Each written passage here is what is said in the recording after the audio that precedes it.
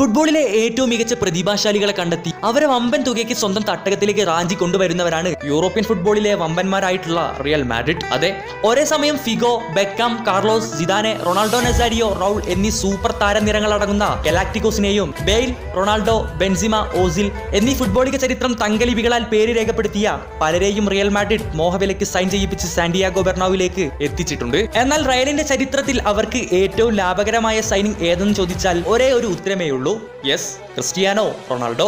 2009 Manchester യുണൈറ്റഡിൽ നിന്ന് അന്നത്തെ ലോക റെക്കോർഡ് തുകയായ 94 മില്യൺ യൂറോയ്ക്ക് റിയൽ സൈൻ ചെയ്ത റൊണാൾഡോ 9 വർഷങ്ങൾക്ക് ശേഷം ക്ലബ്ബ് വിടാൻ തീരുമാനിച്ചപ്പോൾ റൊണാൾഡോയ്ക്ക് വേണ്ടി യുവന്റസ് റിയലിന്റെ മുമ്പിൽ വെച്ചത് 112 യൂറോ എന്ന ഞെട്ടിപ്പിക്കുന്ന ഓഫർ ആയിരുന്നു.